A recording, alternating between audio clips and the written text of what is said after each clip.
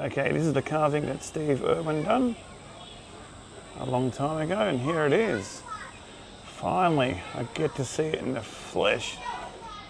Wow.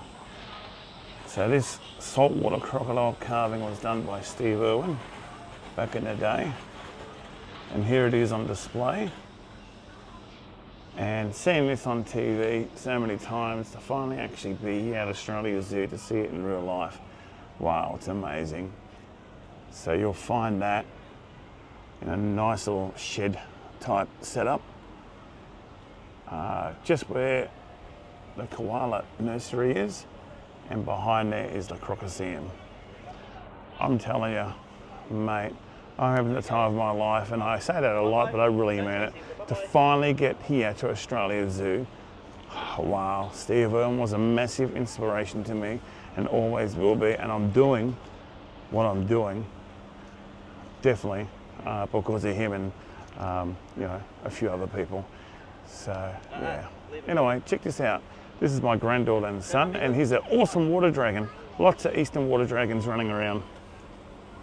It's not like at home, babe. These ones aren't different like at home.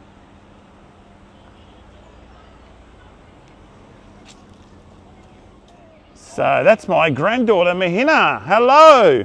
Say hello to the camera. Yeah, that's it. Hello, camera. Doesn't want to eat any leaves. So this is my granddaughter, Mahina, and she absolutely loves her wildlife, especially lizards. No, I won't want to eat that. All right, a giant saltwater crocodile prop. Heaps of photo ops here, and this one is probably one of the best for sure. Check it out. Unbelievable. Oh, let's keep going. Okay, lots of different little things around, telling stories, lots of educational things. Beautiful brass tortoise. You like that? Is that cool? And there's my granddaughter once again, going for a little bit of a ride on a brass tortoise. All right. Smile at the camera and wave. Oh, baby. Yeah. Mate, family fun for all here. And it's so good that I have my son and granddaughter on this trip. So yeah, absolutely loving it. Fun for all here. Doesn't matter how old you are. Lots of water dragons, eastern water dragons running around, which is awesome. You can't touch them, but you can look at them. Beautiful waterfall here.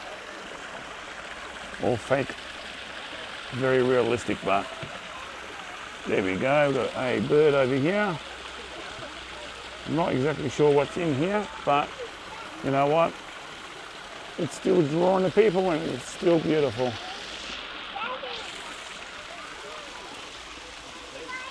Let's keep moving. Okay, Tasmanian devils. Who doesn't like a good devil, eh? Fantastic fake rock work here. Got a sprinkler going to cool them down. It's about 30 degrees today in Brisbane.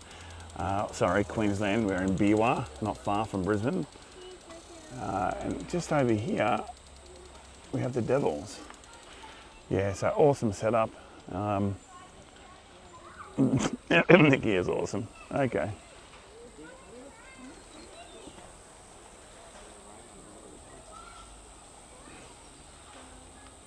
There we go, a Tasmanian devil just relaxing. It's only just open, it's about 10 o'clock, so still a bit sleepy. Beautiful landscaping here. I mean, the landscaping is just second to none. They must have a big landscaping crew. But this fake rock, oh my goodness, I don't think I've seen it done any better. Great for enclosures and terrariums, the old fake rock. So you've got some panels here, perspex, so you don't fall over, but you can lean over if you're little and can't see. All right, let's keep going. So lots of good, helpful signs telling you where everything is. At the Crocodile, they have a big show every day for free at about 1 o'clock. So later we'll make our way to the Crocoseum and check out the Croc Show. Should be cool. Anyway, this space here is fantastic. So you've got your toilets, okay, you've got your food and drink and your ice creams, and here you've got your water park for the kids and adults, for everyone. Sitting over there, and the Crocoseum's just over there. So a nice little spot to have some lunch and hang out and get ready for the big Crocoseum crocodile show. Okay, so here we have the Crocodile Hunter story. So basically, you walk down here and it's got the story of Steve Irwin, the Crocodile Hunter, obviously, his family, the zoo, and lots of other things, heaps of photos and things to read. And then it brings you out to this section here. Lots of different memorabilia. So let's go have a look at some of it. This is the Dancing with the Stars section.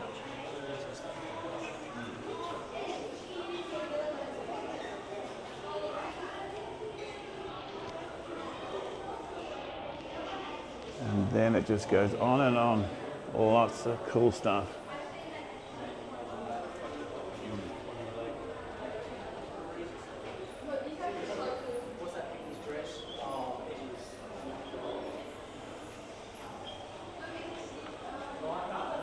Different specimens and artifacts and memorabilia, all sorts of stuff. Really cool setup. Big saltwater croc skull. Look at the size of that one. Old photographs.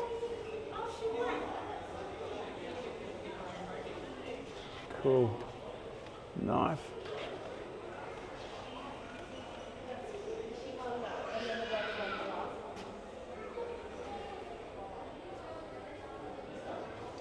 Lots of different stuff.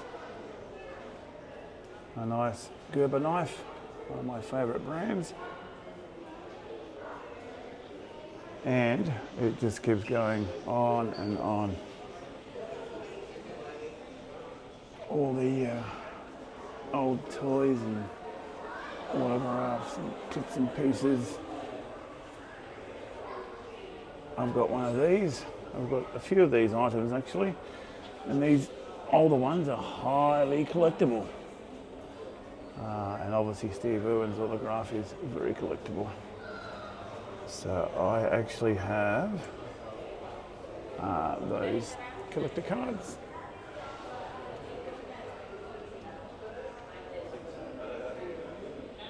Look at that. We've got Steve Irwin down there and Terry in doll form.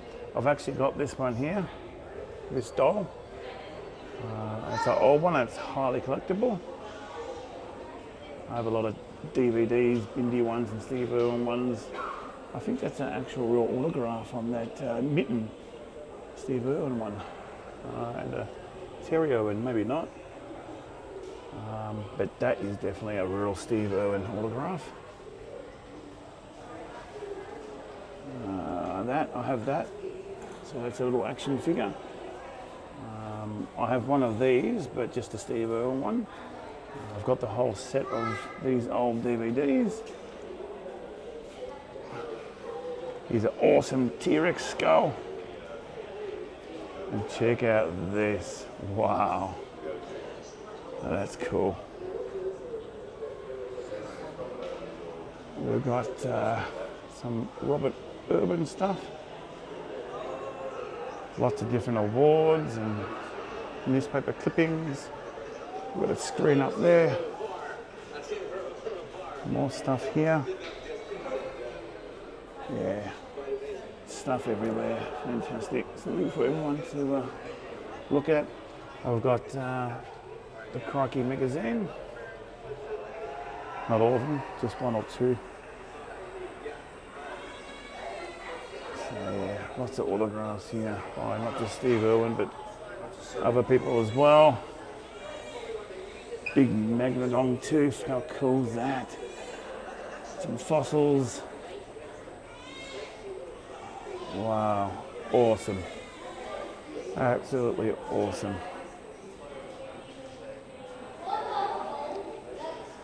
So yeah, a great spot to get out the sun, check out some memorabilia, and learn the story of the Crocodile Hunter. Another photo op here. Lots of photo ops. One over there, one there. Another one over there, giant saltwater crocodile.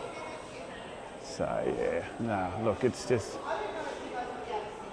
honestly, in my eyes, not just the best of its kind here, but the best zoo in the world, full stop. And over there is one of the souvenir shops. Apparently there's two, and here, it's the ultimate. It's the Crocodile. Check it out. This is where Terry and Bindi and Robert do their shows daily for free. 1:15 daily. How cool is that? The Crocodile. I'm finally here at the Crocodile. Okay, so this section, just over here, is the Crocodile, and this is a dedication, a memorial to Steve Irwin. One of many actually. So you've got some newspaper clippings, but down here, check that out. You've got all of these Crocodile Hunter tops and logbooks, all signed with messages from, I think, all the workers here at Australia Zoo. Could be from fans as well, I'm not sure. I think a bit of both, to tell you the truth. And it just goes on and on, all the way down here. Steve-O there. Okay, so lots of different stuff. So yeah, fantastic. And his awards, probably just some of them. He's won so many awards, and the zoo itself, it's just amazing. So here's more awards. These look very special. Look at that, one after the other. So yeah, lots of different awards. And that's my granddaughter, and here she comes, and she's loving today. Wave, say hello everyone at YouTube. Good girl. And she's having the time of her life, and yeah, it doesn't matter if you're here as an adult or as a kid or in between, mate. This is just the best. I love it. I'm loving it.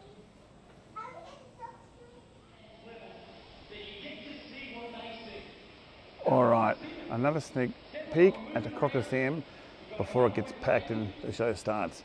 Are you ready for this? Check this out. Wow, how cool is that? Absolutely incredible. You've got Steve-O up there on the big screen at the moment. Millions and millions of dollars worth here.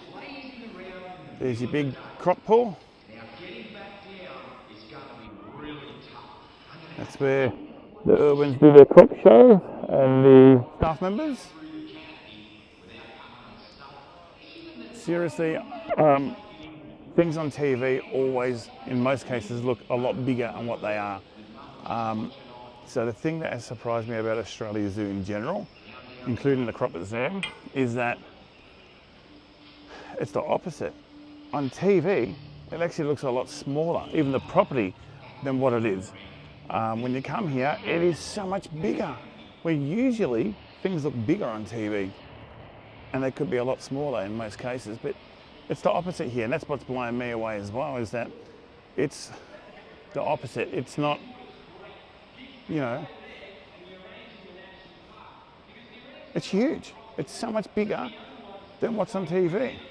It's huge. I've never experienced that before, so I'm just freaking out because, like I said, things look bigger on TV in most cases, and, you know, filming constantly. It's just bizarre how here is actually massive compared to what you see on TV. So if you think it's big on TV, wait till you come here. You'll be blown away of the size, not just of the Crocodile, but the whole place. Absolute awesome. And there's my granddaughter enjoying Steve Irwin on the big screen. So soon this will be going off with kids everywhere, adults, crocodiles biting and chomping.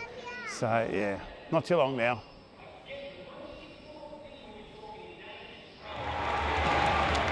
Thanks everybody. My name's Chandler. Joining me out here, we have Jimbo from our Australia Zoo reptile team.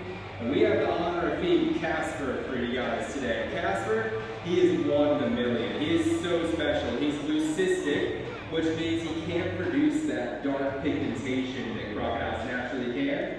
So he's real cream colored, looks so different to any other crocodile. Out in the wild, he would have been eaten as a little hatchling. When crocodiles hatch out, they're only about that long. He would have been eaten when he was little because he couldn't camouflage. So he was also at risk of going to a crocodile farm where he would have been turned into boots, bags, and belts.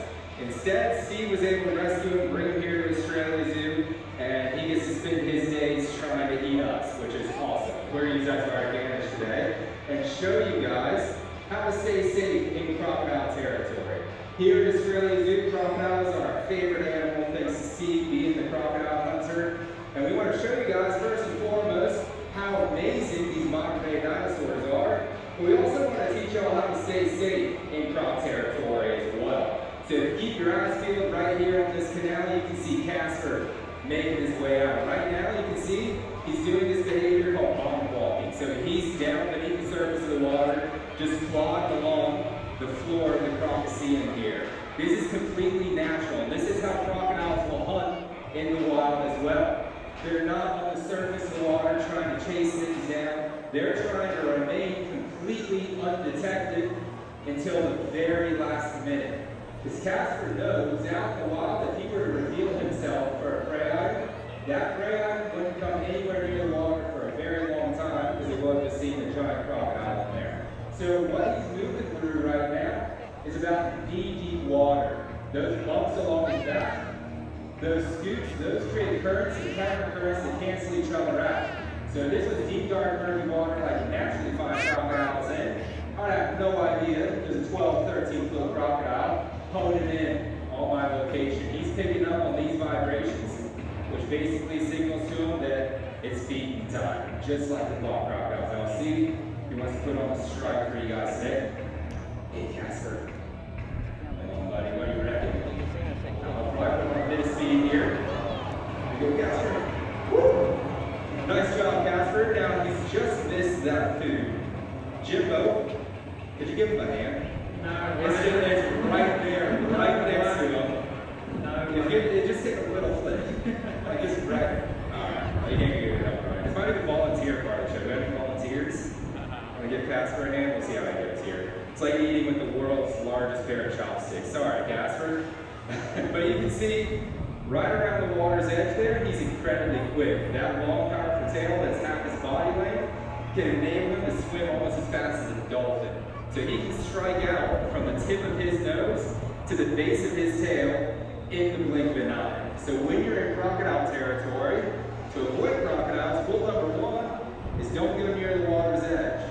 If you stay at least 5 meters back from the water's edge, you'll make sure you never come into strife with a crocodile. Because they're naturally hunting pigs, wallabies, anything coming down to the water's edge. So anytime they feel a vibration or footsteps, it just means food to them, just like it has been since the time of the dinosaurs. They've been on the planet for a very long time now. To go long periods of time without food. Casper at this perfect size, he could fill his belly full once a year and will lose next to no weight at all. He slows his metabolism down and he's got time on his hands. He waits for his food items to come straight to him. He brings himself up into the shallow waters and waits for an animal to be comfortable enough to stick their face down into the water. Then he uses that extremely powerful tail to propel himself straight out of the water to get a little bit of feed. Now, he has to be strategic. If he comes flying out first go and misses that food item, it's going to go away. He won't be able to get hold of a bit of food. Look at the food, mate, not me. Look out. Holy. I meant to do that. I meant to do that. I was just saying that I wasn't aiming for his mouth, nothing like that.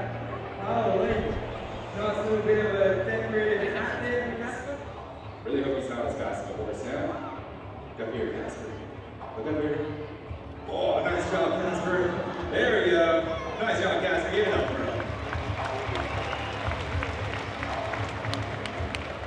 So now you can get a good look at Mel and land. All he wants to do is get right back to the water. I can sit down right here next to him, and he's kind of looking at me. I could even push it a little further and lay down in front of Casper over here a little bit. I could lay down, and I'm not going to sit here very long, but you can see he just wants to get right back to his water. He's not paying any attention to me. He might be paying attention to that ibis that's close to the water, but all he wants to do is go straight back in and defend his territory. Even with me right at the base of his tail here, he just wants to get back in this water. I was only a few feet away there in a compromised position. He couldn't care less. However, if I get further away, all the way over here, Otherwise, trying to go for a swim. This incredible animal can hold their breath for 8 hours plus, and he will sit there and he will wait. He doesn't need to move, he doesn't need to strike out. You see coming slowly moving, it's getting a little bit shallow because you can just start to see those scoots, but then moving through the bottom of the water is what makes this animal absolutely incredible. They're a modern day dinosaur. Thanks, mate. Now, hopefully this time I can get a little bit of the tuck in his mouth. Now, this isn't a trick we've had to teach up crocodiles. This is a natural instinct. Believe it or not, when Casper here first hatched out of an egg, he would have been about 15 centimeters long, and everything in the northern ecosystems wants to eat a juvenile crocodile. Out of a clutch of around 45 to 50 eggs, a very, very small amount of them survive to be Casper's size. So what they have to do is they have to hang out in and around the mangroves and the reeds, picking off insects and small reptiles until they're big enough to venture out and get bigger food items. Now it doesn't just stop there. All the way up to Casper's size here, they will utilise this technique. Oh, I missed it again. I'm hopeless at this. There's lucky I'm still trying. Reptile in any country in the world. We're also home to the most venomous snake in the world, the inland bear. The snakes joining you today, they're of the non-venomous variety, and they're feeling really relaxed around people. That's because they've grown up right here at Australia Zoo. With snakes, it's always important to be cautious as you can never be sure that a snake is non-venomous. Yeah, identifying a snake as venomous or not is incredibly difficult. Now, if a snake is feeling cornered or even threatened, the only thing it can do to protect itself is bite. And it makes sense that we hear most people are usually bitten when purposely trying to catch or unfortunately kill a snake. Fortunately for us, the first aid for an Australian snake bite is actually really simple and effective. If you or one of your mates is ever unlucky enough to be bitten by an Australian snake, there's just one thing that you need. Massive compression bandage. Most people believe snakes venom attacks the lymphatic system, not the bloodstream. That's why it's so incredibly important to always carry a compression bandage. Right, and here we have the awesome albino Burmese python. And here is the big python here. Big girth. Bit hard to see. There's stairs over the top. And it's right near the Crocodile Hunter. Beautiful enclosure.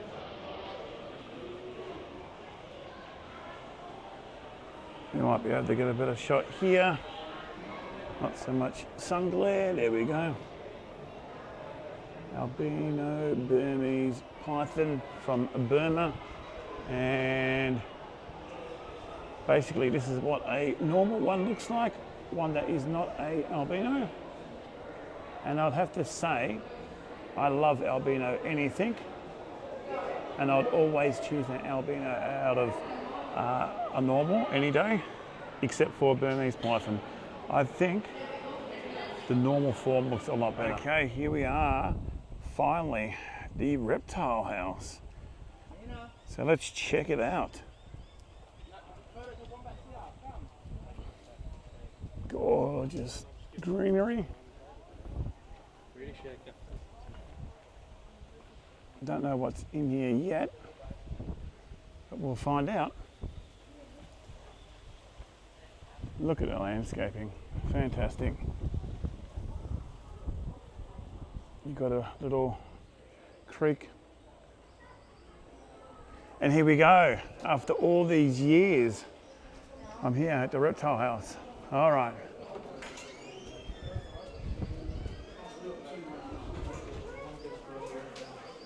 There's Robert.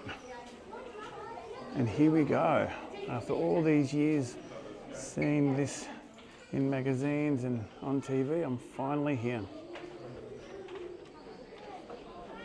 Look at these backdrops, fantastic.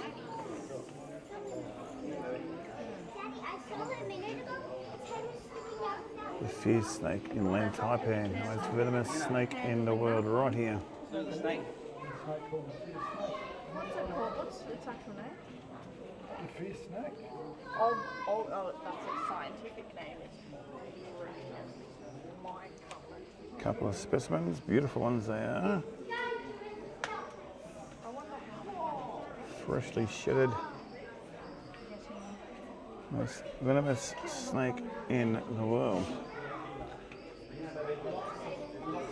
One bite, kill over 100 people.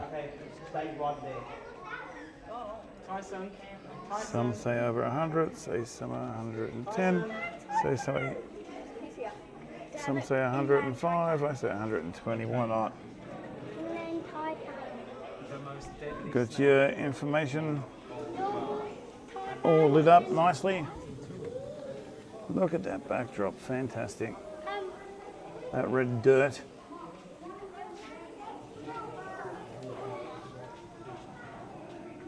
How cool is that? What are these ones, Eva? What a shot. Oh, really? Yep.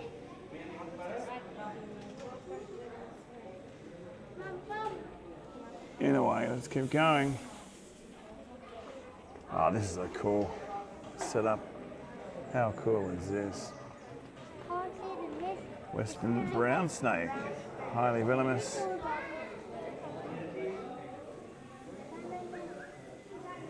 Can we see it?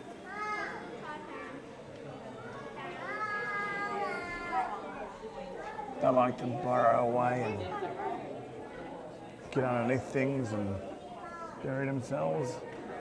So we can't see it there, and here we have the coastal taipan set up with a whopper of a coastal taipan coming up. Just give me a sec.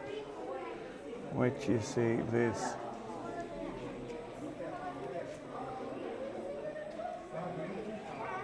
Now that's chunky. Beautiful girth.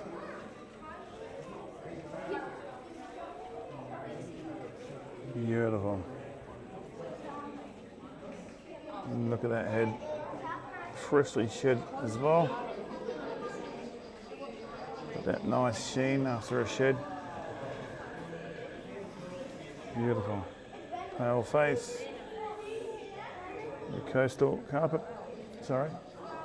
Coastal taipan, not carpet. You don't want to get confused with that. Eastern tiger snake.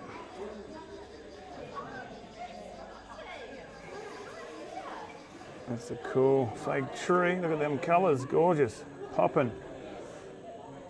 Used to be my bread and butter, catching these in Melbourne, in Victoria.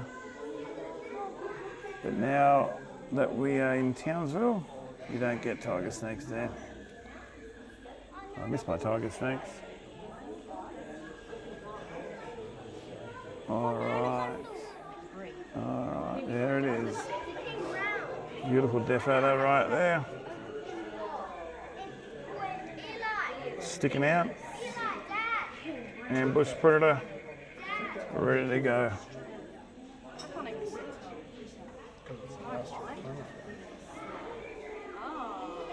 And king brown snake. Obviously not a true brown snake, it's from the black snake family. Mulga is another name. Personally, I don't like mulga snake. I don't like that name one bit, even though it makes sense. I'll always call it a king brown because how cool does it sound? King brown. Heaps better than mulga. Highly venomous. This can kill you. They have a big buffy head, big venom glands, and they do the most yield in a bite. Out of all the snakes in Australia, the amount of venom you get out of this snake is huge. The volume is massive. And the colour of the venom is, oh mate, it's amazing. It's very syrupy, sticky, but very, very bright in colour.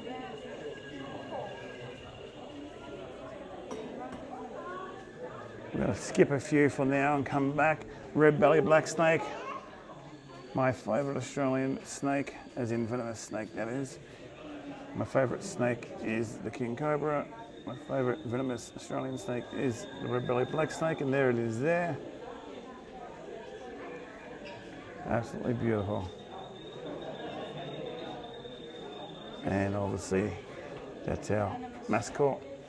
That's what's on our logo. Another awesome setup, the Gila Monster. How cool. Here we go. Let's see if we can find it. And there it is there. Have a look. Beautiful. Awesome.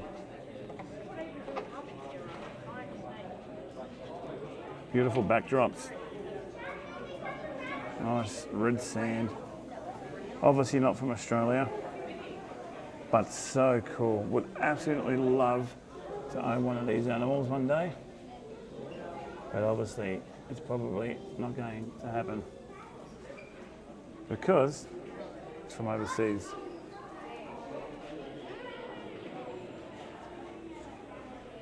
So this place is pretty big, a lot bigger than what I thought it was. Let's go over here because it's pretty busy at the moment. Let's have a look at this skeleton. It's a reticulated python skeleton. So the reticulated python is the biggest snake in the world, as in the longest snake. The heaviest snake in the world is an anaconda. Check out the new Anaconda movie with Jack Black. It's absolutely awesome. So that's cool. Reticulated python skeleton. And what we might do is quickly dive back over here and check out this. It's my favourite snake in the world. It's the king cobra. And here it is over here. Love these panels, the way they light up, information panels. And there we go, the mighty king. Come here.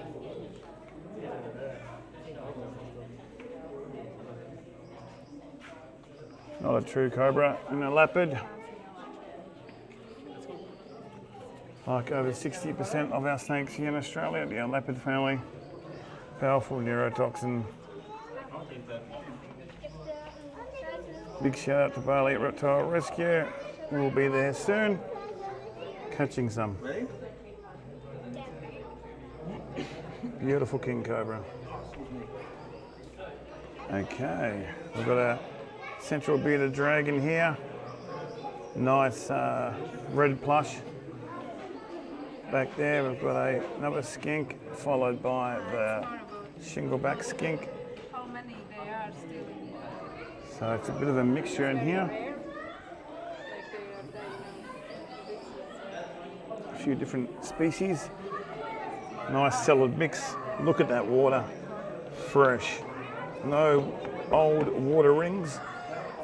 So that just tells you that that bowl gets cleaned every day.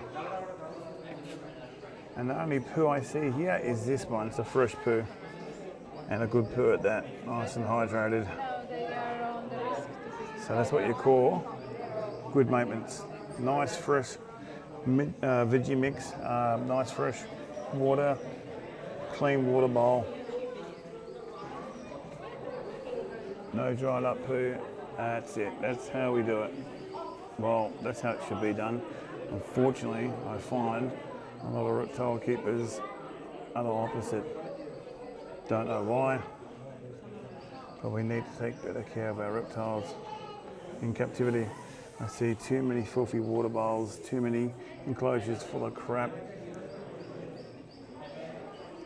If you can't handle a lot of animals, don't get a lot of animals. But I really think here in Australia we need to pull our finger out a bit with the general maintenance. If you don't like it, bad luck. All right, corn snake, obviously from the USA. We have a lot of these in the wild here in Australia, unfortunately. New South Wales in particular. So snake catchers every year will get calls for corn snakes, boa constrictors, albino Burmese pythons. So yeah, there's a few different species out there in captivity illegally and in the wild. Mainly the corn snakes in the wild, but you do get the average albino Burmese python and boa constrictor calls. Me as a snake catcher, I've never got one of those calls. Usually it's when people have a pet from overseas that's an illegal one. What they'll do is let it loose when it gets too big. As for the corn snakes, I heard that they've got a little spot where they're actually breeding in the wild in New South Wales. Don't know if it's true or not, but yeah, very bad. We want to keep native animals here only. I'm a big believer of licenses and being tough. Go by the rules, you've got nothing to worry about. If you complain about the rules, well, maybe you're doing the wrong thing, because the rules aren't that bad. It's different in every state and territory, but you know what? What you can own here is amazing.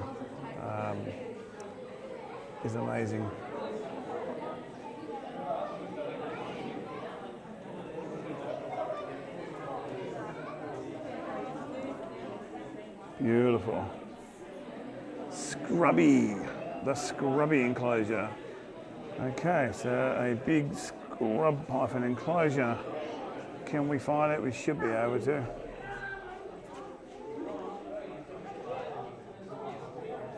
There it is over there in the corner. Looks like just one big scrubby. From far north Queensland, Australia's biggest snake. One of the biggest in the world. Very long. We just finished catching and relocating a 4 metre or just under. In a way, we've pretty much covered everything here. We may have skipped a couple, but it's just so busy. So we might continue, and you could spend a whole day just in here. You really could. So that's the reptile house here at Australia Zoo. There's Robert again. And it takes you out here. You've got a cave here. Let's continue. Another cool cave. Check this out. Fantastic. And what do we have in here? So there's a few, like 3 or 4 different caves here so far at Australia Zoo, and it's a wombat. Check that out. We're going to have a look over here. There we go. Beautiful. All right, here we go. Straight out of the reptile house into the bird garden. Double door action. Once that shuts, then you open the second one. And here we go. Absolutely beautiful. or netted off. Let's go down here and have a look.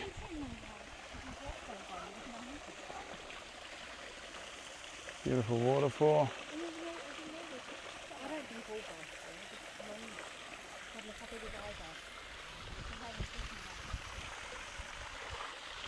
So many waterfalls here, creating fresh water for these critters.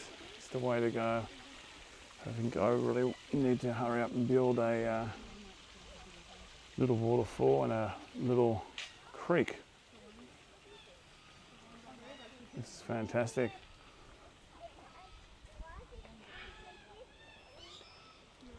Okay, keep going. Another information panel.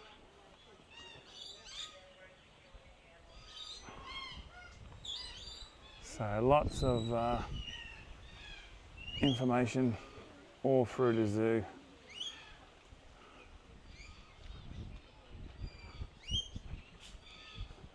Another one of these awesome little creeks, streams, rivers. Just beautiful. So it probably just goes through a filter and keeps going over and over, aerating the water, cleaning the water. So that's keeping the stagnant water away. And the birdies have got some fresh water 24/7.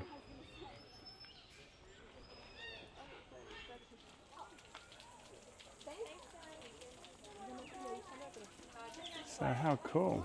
For free you can come over here, get a photo with a koala, have a little pat, no extra charge.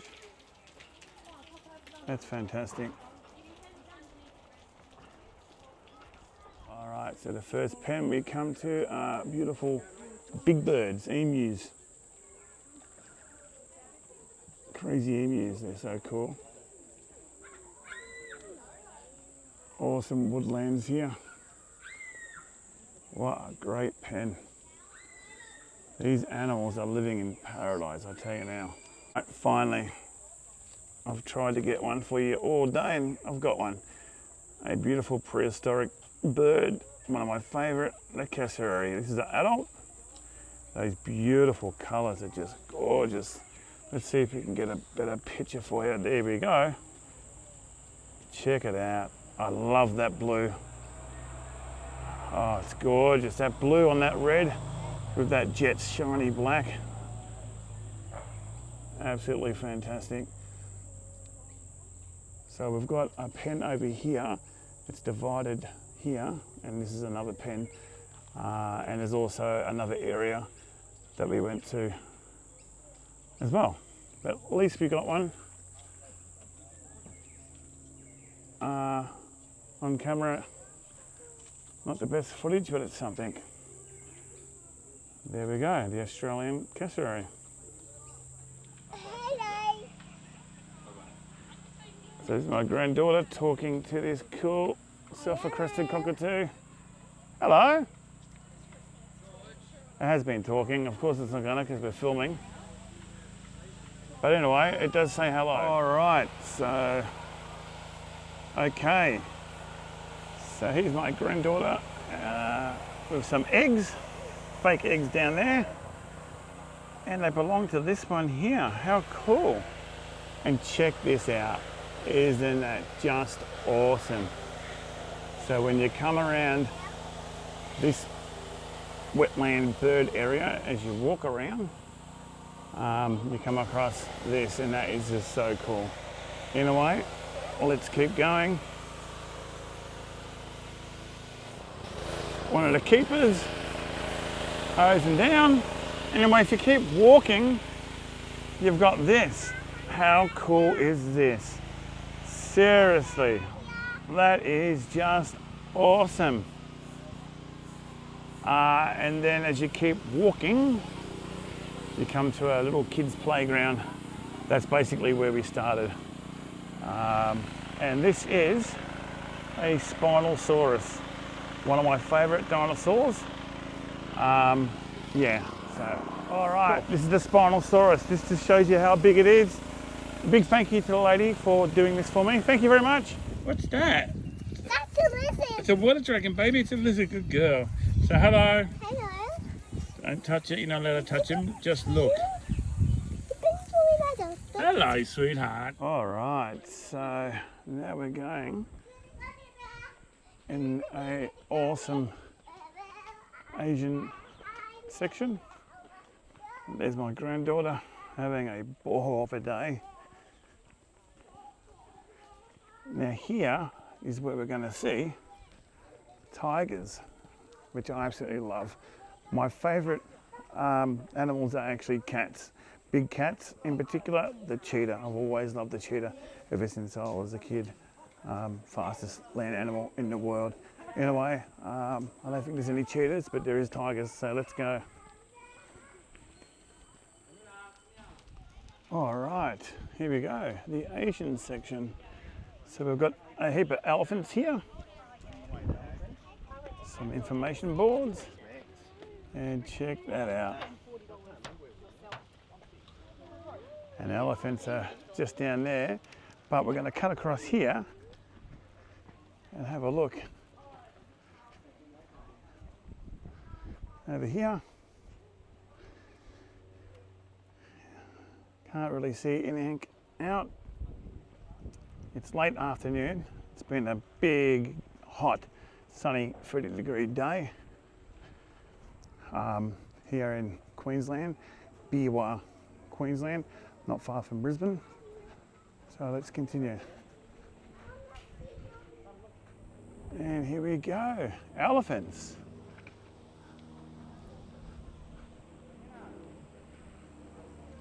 Who doesn't like an elephant or two? How cool.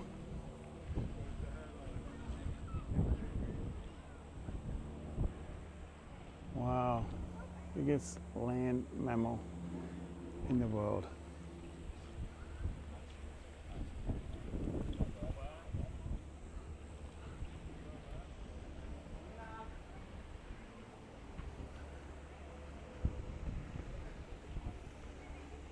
There's a competition to win this vehicle at the moment, along with the van behind it. How cool would that be to win that? Look at that. How gorgeous.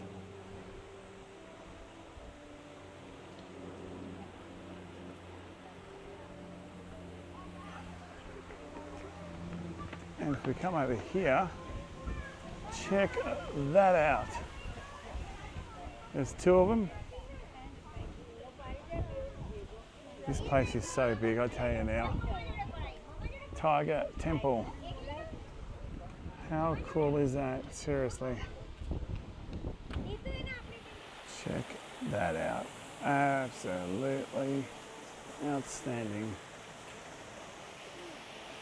What spoiled big elephants they are.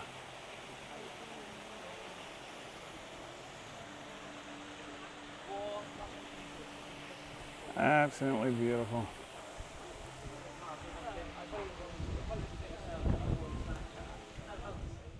Check this out. Another awesome enclosure. Just incredible. I am nerding out. Look at the landscaping. Fake rock, fake logs. Look real as.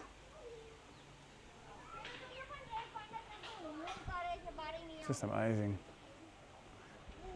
And what is in here, you ask? Red pandas. All right, let's go. Tiger Temple time. Let's do it. Some beautiful bamboo.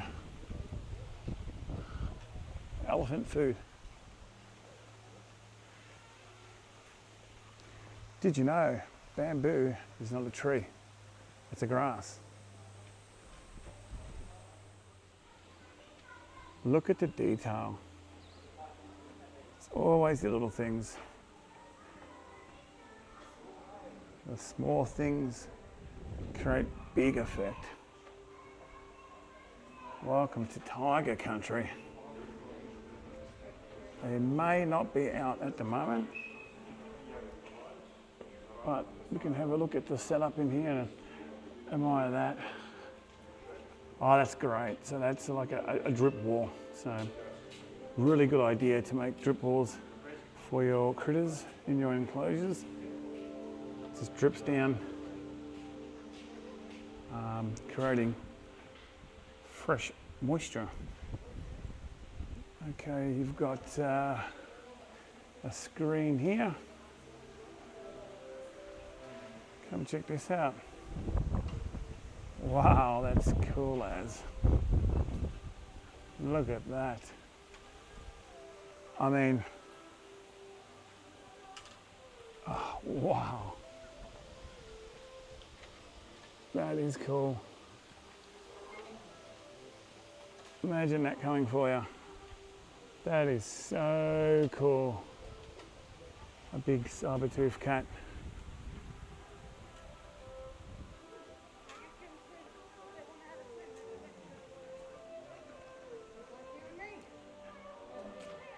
I still call them saber-toothed tigers.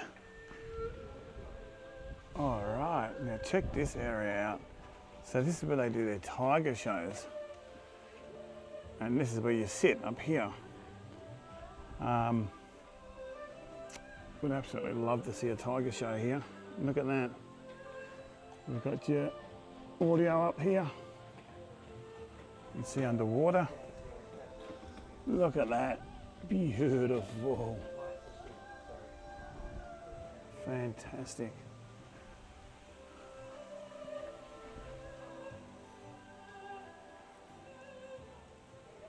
We'll keep going. So unfortunately, I think the tigers have gone to bed to sleep.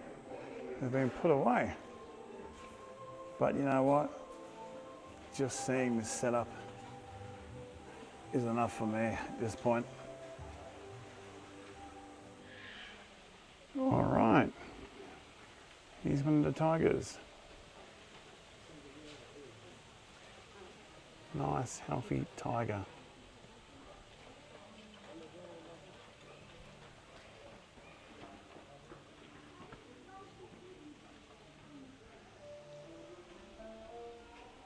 So there you go. We found a tiger. Not much of a view, but at least it was something. Cool.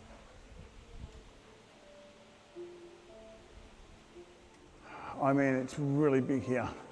It's huge. It's so much bigger than what I thought. It really is. Yeah, I'm stuffed and I'm struggling.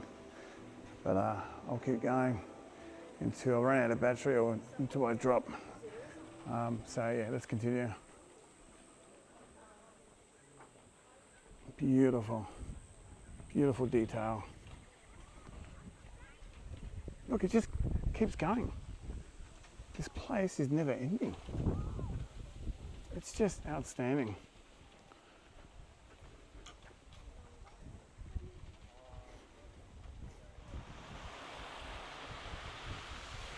All right, so we're back at this cool water feature, this waterfall where the big giant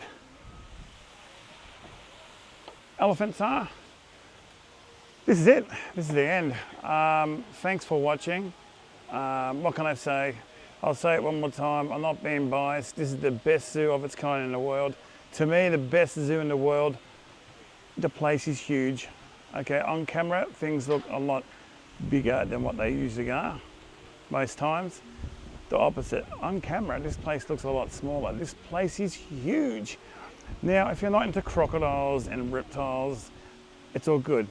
They have all sorts here. They have birds here. They have elephants here. There's something for everyone. Tigers, you name it. These setups, amazing. The staff here, fantastic. So yeah, big shout out to obviously the Irwins. Rest easy, the great Steve Irwin. And a big shout out to Terry, Robert Bindi and Bindi's partner. And even Bindi's little baby. Yeah, they do amazing work here. the volunteers. It doesn't matter if you're a shopkeeper here or a cleaner or a zookeeper. It's one big family here, and you can really feel that. You can really feel Steve Irwin's presence here, not just with all the memorabilia and the photos and pictures of him and the memorials, but just in general. It's a very special place. This area, Biwa, is a beautiful place, not far from Brisbane here in Queensland. So yeah, amazing place. Definitely worth coming from anywhere around the world. And I have to say, definitely my favourite zoo. Yeah, in a way, we're virtually getting kicked out. It closes at 5 o'clock or 5:30. Look, I'm so tired.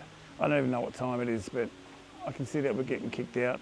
So I hope you enjoyed today's show. It was an honour to finally get here after all these years. Steve Irwin is a massive influence to me, always has been, always will be. You know, there's 5 people that mean a lot to me and have made who I am today.